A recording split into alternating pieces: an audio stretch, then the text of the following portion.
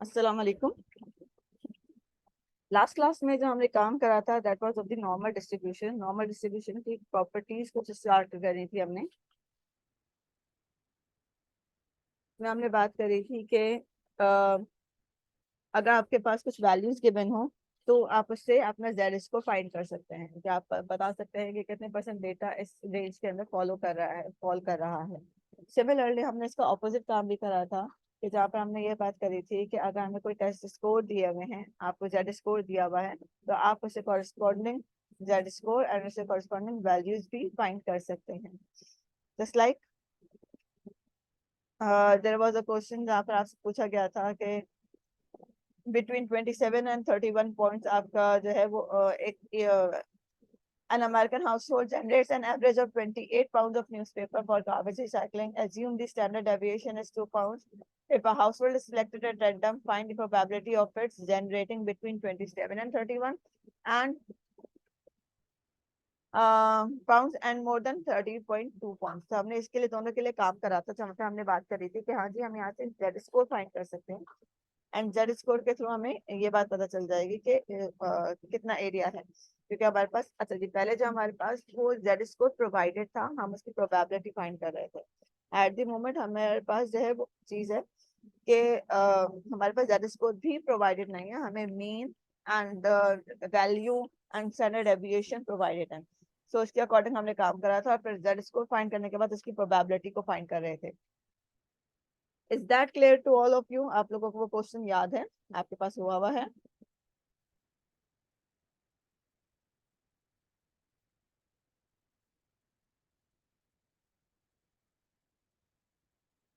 Okay.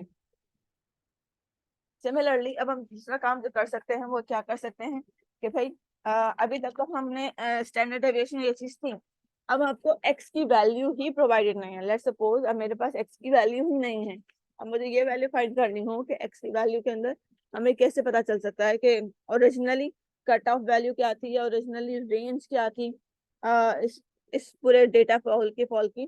तो वो चीज भी हम कर सकते हैं। Just like there is a question, this is the question from the blue man. I will share that.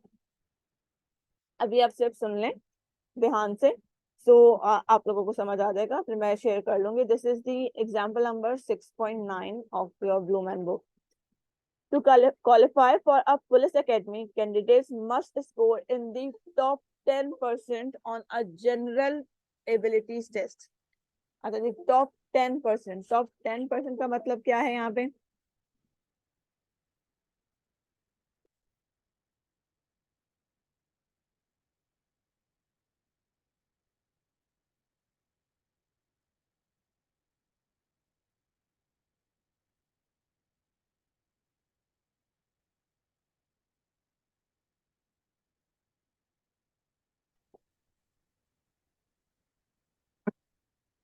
One minute.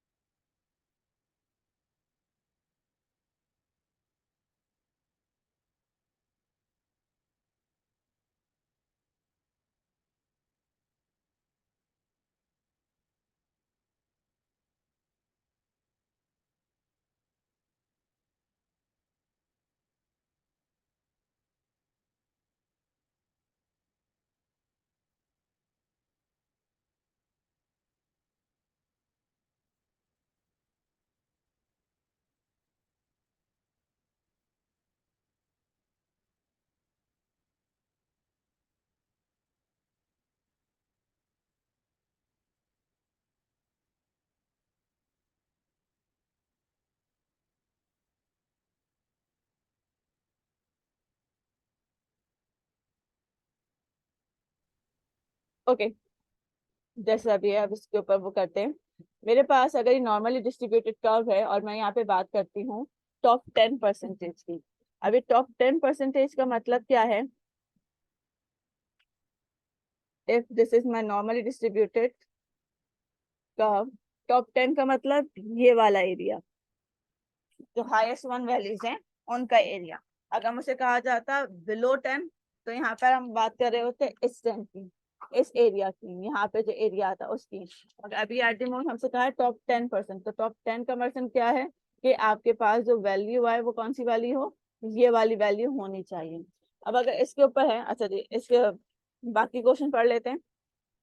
The remaining is top and the top 10 on a general ability stage. The test has a mean of, अच्छा जी यहाँ पे हमें mean provided है that the mean is 200 and the standard deviation of 20, and the standard deviation is 20.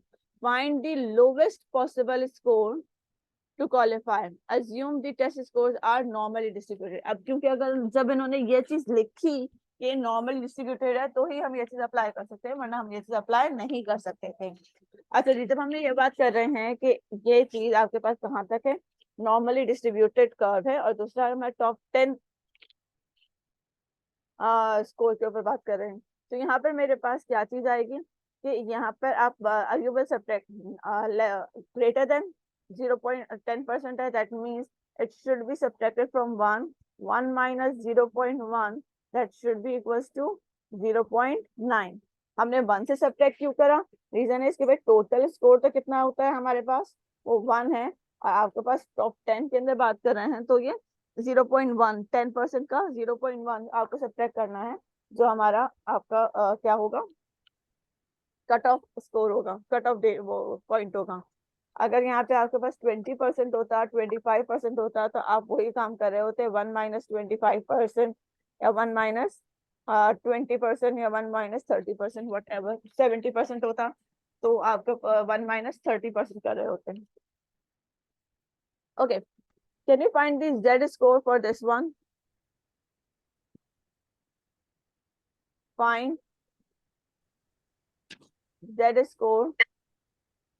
अच्छा जी, Z score find नहीं करना, हमें कॉरेस्पॉन्डिंग वैल्यू फाइंड करनी है,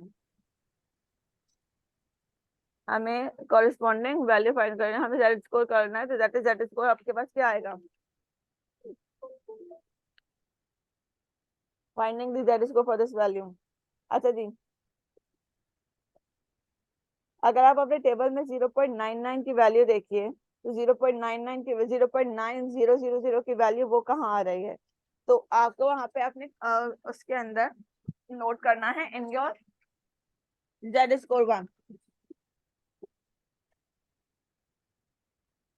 आप लोगों के पास आपका जेड स्कोर टेबल मौजूद है?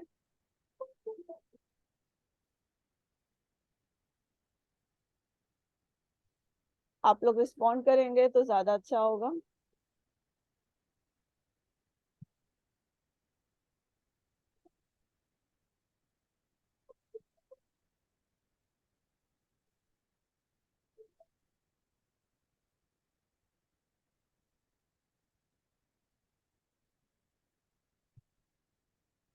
ओके,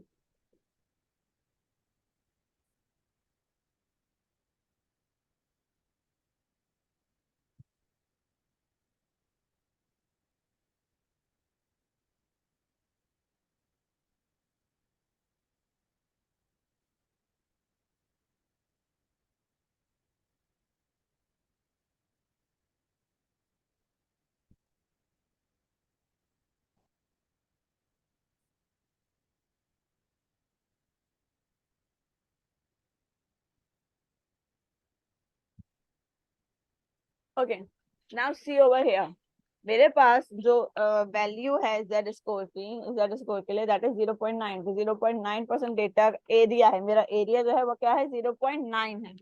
अगर अब मैं इसकी वैल्यू जेड स्कोर के अंदर देखूं, जरा आपको जेड स्कोर टेबल यहाँ नजर आ रहा है,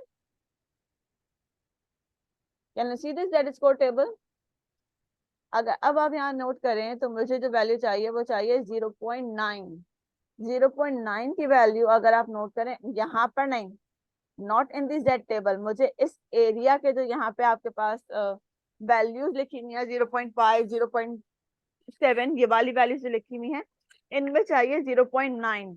0.9 एग्जैक्टली कहाँ फॉल कर रहा है, सो सी दैट 1.2 वाले में अगर आप नोट करो तो 1.2 वाले के अंदर आपके पास कहाँ आ रहा है, यहाँ पे 0.90 से स्टार्ट हो रहा है, यानी कि 0.9 से बड़ी वैल्यू आ गई है। मगर अगर आप यहाँ पे सॉरी 1.2 वाले में 0.8, 0.89, 0.894, और अगर आप यहाँ देखें 0.8997 एंड 0.9015, 0.8997 एंड 0.9015, क्या आपको ये वैल्यू नजर आ रही है? अगर आप ये वाली वैल्यूज देखें, these two values, can you see that? Is it closest to, is it closest to 0.9?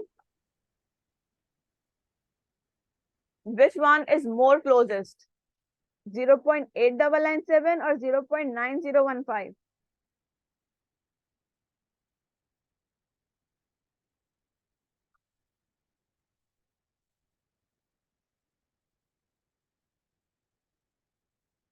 Zero point eight double nine seven. तो आपने उसके कॉरेस्पॉन्डिंग अपनी जेड वैल्यू देख लेनी है। अगर आप जेड वैल्यू देखो तो ये मेरे पास क्या आ रही है, 1.2, यहाँ से 1.2, और यहाँ से 0.08। So what does this mean कि आपके पास आपकी जेड वैल्यू क्या आ रही है? Your Z value is corresponding to table, लिख लीजिएगा, मैं नहीं लिख रही क्योंकि bit difficult to write on this, तो आप ये लिख लीजिएगा कि corresponding to this Z table,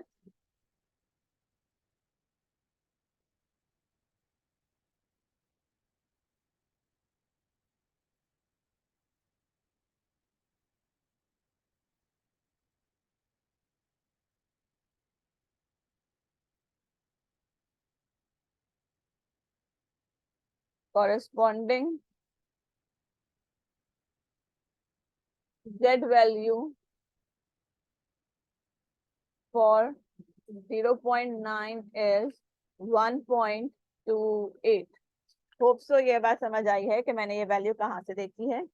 अब आप नोट कीजिए कि मुझे जो वैल्यू चाहिए थी, मुझे वैल्यू चाहिए थी फॉर दी एक्स, मेरे पास एक्स नहीं था। और अगर आपको जेड वैल्यू का फॉर्मूला याद, तो जेड वैल्यू का फॉर्मूला होता है x minus mu divided by standard deviation, ऐसा ही है। और अगर मेरे पास, अब देख सकते हैं, होप सो यू नो कि मेरे पास ये कुछ चीजें मौजूद हैं। I have the mean of 200 and I have the standard deviation of 20। So the z is 1.28, z is 1.28, x as it is minus 200 divided by 20. So can you please find the value for x? That is 1.28 into 20 plus 200. What will be the value?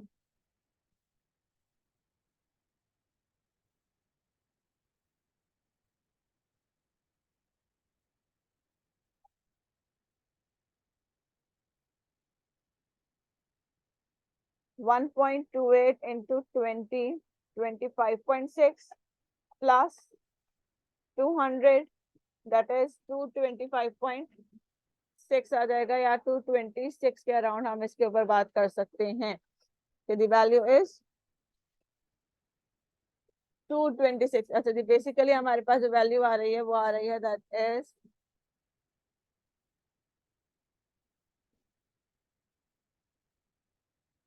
Sorry, मैं जहाँ लिख रही थी आप लोग बता दिया करें कि मैं आपने शेयर नहीं करा वापस। यहाँ देख लीजिए, मैंने ये सब चीजें लिखी हैं, वापस आप लोग देख लें। कॉरेस्पॉन्डिंग जेड वैल्यू की बात हो रही है। Corresponding Z value for 0.9 is 1.28।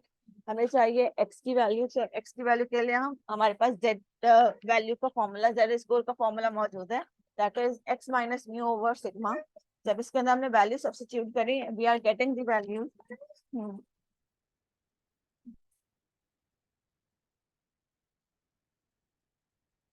we are getting the value that is 225.6, and rounding it off, it will be equals to 226। तो कट ऑफ वैल्यू जो हमारे पास आपका किसी भी स्कोर के अंदर, या एट द मोमेंट हम फुल स्कोर की फुल स्ट्रेस की बात कर रहे हैं, तो वहां जो कट ऑफ वैल्यू है that is 226. Okay, is that clear to everyone?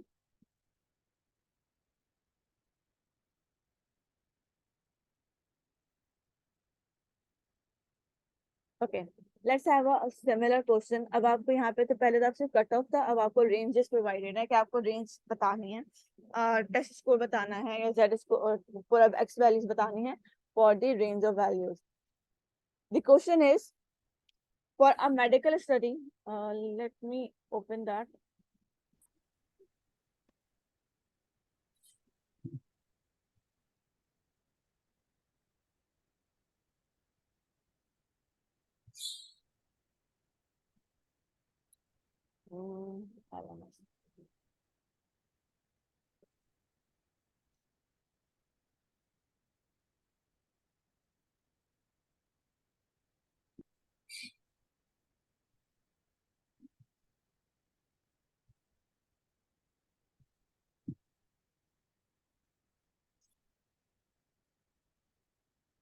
Okay, the question is, for a medical study, a researcher wishes to select people in the middle 60% of the population.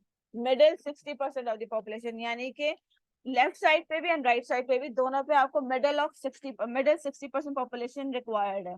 यानी कि आपके पास ना बहुत higher चाहिए ना बहुत lower चाहिए, मिडिल का 60% चाहिए. मिडिल का 60% का मतलब क्या होगा?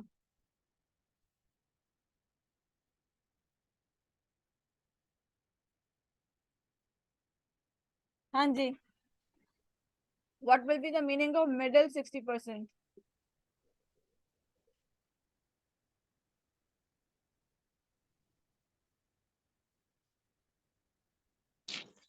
अच्छा जी, जब मैं एवरेज की बात करूं या मिडिल की बात करूं तो इसका मतलब क्या है कि भाई मुझे अच्छे वाले बच्चे भी कुछ चाहिए, मुझे एवरेज बच्चे, मसला यह है कि मुझे एवरेज बच्चे चाहिए.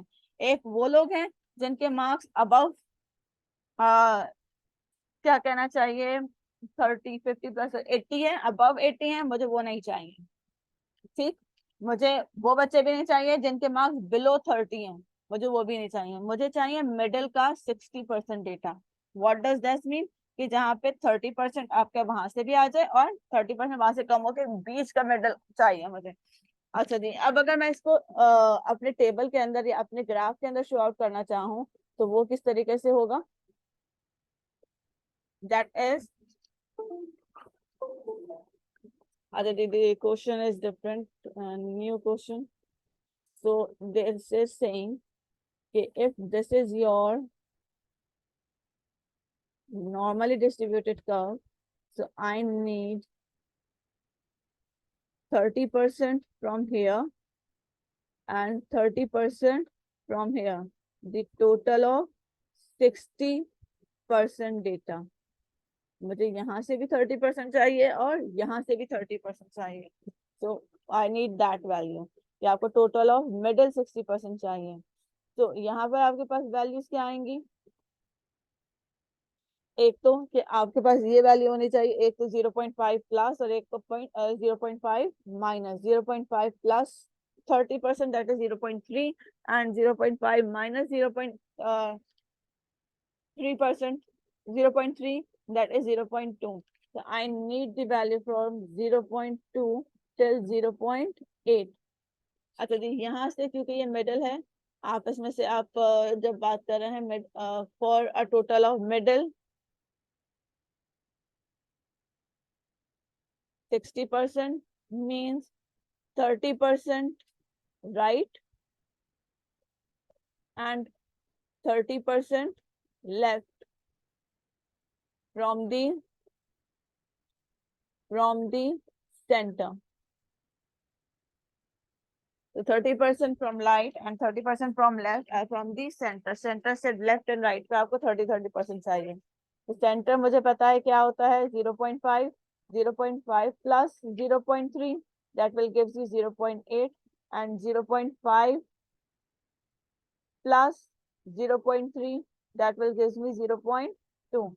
The range is 0.5.2 and 0.8. अच्छा जी, उसके बाद मेरे पास क्या चीज है और क्या चीजें प्रोवाइडेड है?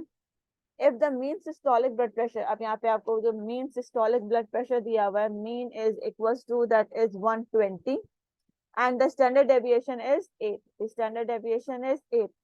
Find the upper and lower readings that would qualify people to participate in this study. आपने अपर एंड लोअर के आपको रेंज फाइंड करनी है जिसमें आप ये स्टडी में शामिल होने के लिए they will qualify for that. So I need the X values.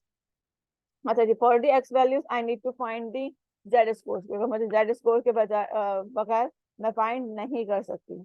So now what will we have. अच्छा जी, जेड स्कोर उसका अलग फाइंड होगा. ये तो आपका रेंज आप माइनस करके जो बता रहे हो ये नहीं होगा. आपके पास जो रेंजेस सही बताई हैं, आपने इसके कॉरेस्पॉन्डिंग जेड वैल्यू फाइंड करनी है. एक जेड वैल्यू आपको फाइंड करनी है फॉर दी 0.2 एंड एक जेड वैल्यू फाइंड करनी है फॉर 0.8.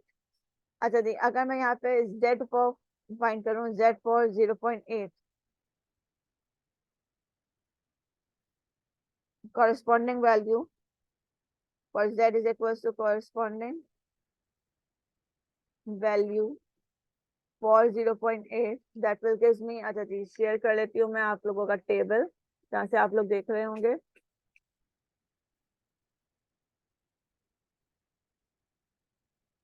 अच्छा जी,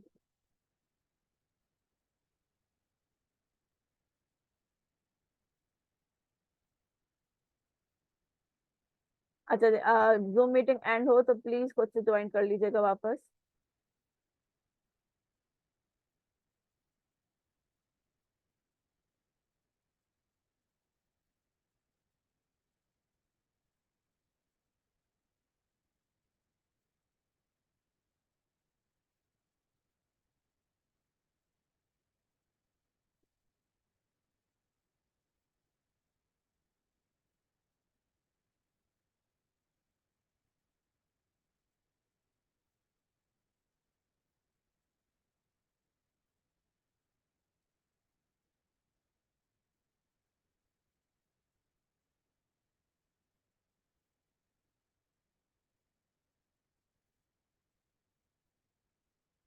ओके, टेबल कौन सा था. जेड टेबल, टेबल किया गया. अगर जो टेबल सी था या ई था.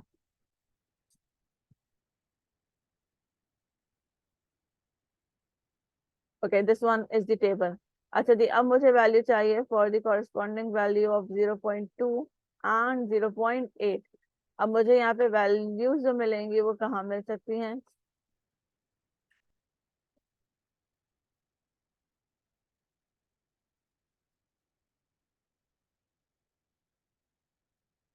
जेड वैल्यू क्लोजेस्ट से 0.8 इज. अच्छा जी, 0.8 से क्लोजेस्ट वैल्यू अगर हम देखना चाहें तो वो मुझे क्या मिलेगी.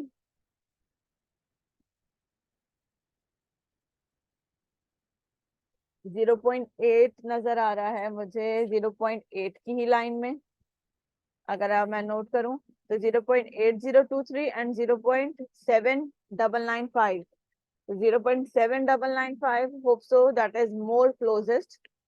अगर आप को नजर आ रहा हो, so this value 0.7995 and 0.8023 are the closest value for 0.8. So I will take the value that is 0. अच्छा ये corresponding value अगर मैं note करना चाहूँ that is 0.8 and 4. तो मेरे पास जो closest value आ रही है वो आ रही है 0.84. याद रखिएगा 0.84. ये अभी हम लिखते हैं वहां पर अपनी कॉपी पे. ठीक, फिर आ जाते हैं नेक्स्ट वैल्यू दैट इज 0.2. अब फॉर द वैल्यू ऑफ 0.2 वो मुझे नजर आ रहा है कि यहाँ कहीं तो नहीं है 0.2 की value. So let's see in the negative values, क्योंकि मैं क्यूमुलेटिव देख रही हूँ. ये काम आप वहाँ पे भी कर सकते हैं अगर मैं अभी एट द मोमेंट क्यूमुलेटिव देख रही हूँ. तो क्यूमुलेटिव के अंदर अगर आप नोट करो तो ये 0.9 एंड 0.8 की लाइन के अंदर मेरे पास नजर आ रहे हैं 0.2 की वैल्यूज. तो अगर मैं नोट करूं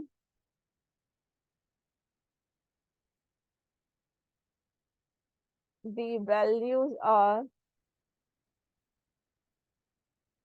अच्छा जी, क्योंकि यहाँ वैल्यूज कम हो रही हैं, so you can see that I have the value this one. these two values,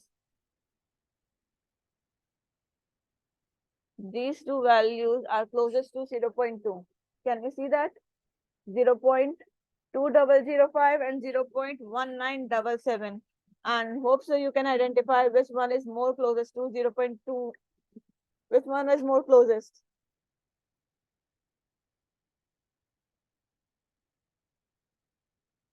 0.2005, 0. यहाँ पे, तब यहाँ पे आप नोट कर सकते हो, that is corresponding to the minus 0.8 and minus 0.04, minus 0.84. अच्छा जी, तो चलें, let's write it in our copy.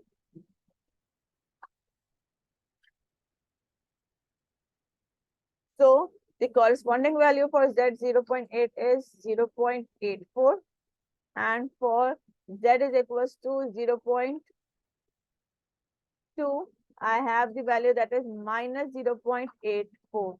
And now I need the X values. अब X values के लिए मेरे पास क्या है? The formula for the X is Z sigma plus mu.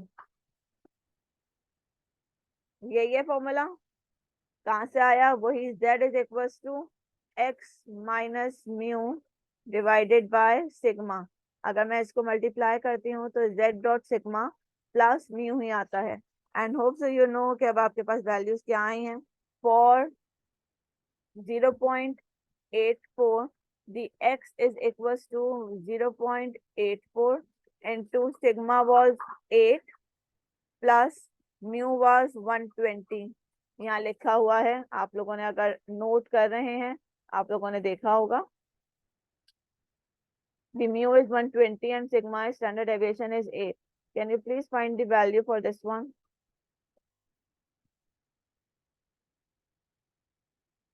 What is the value? And similarly for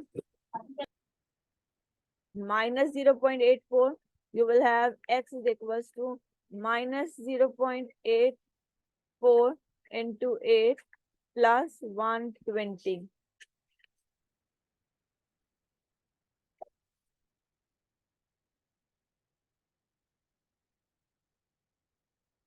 तो एक value जो आपके पास आ रही है, वो आ रही है that is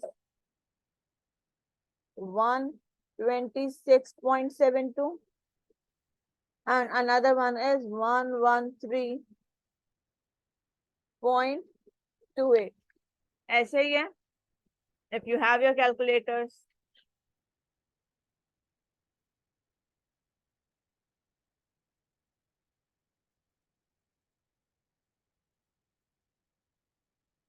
okay, so the range of values which for which we qualify for the people will qualify for the test is 113.28 less than equals to X less than equals to 126.72.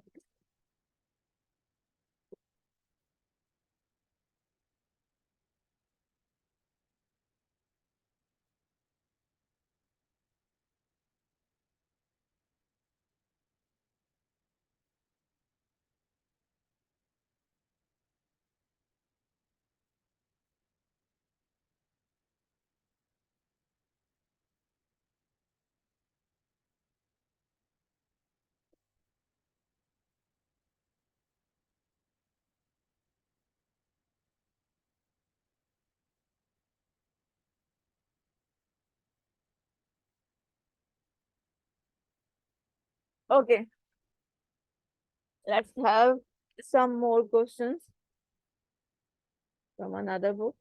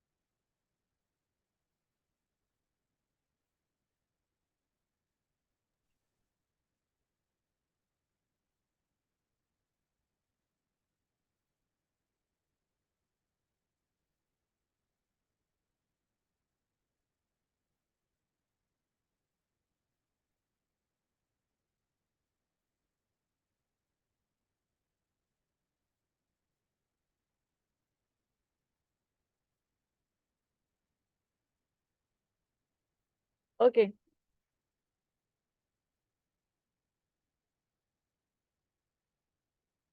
The question is, if you can see the example number 9.16.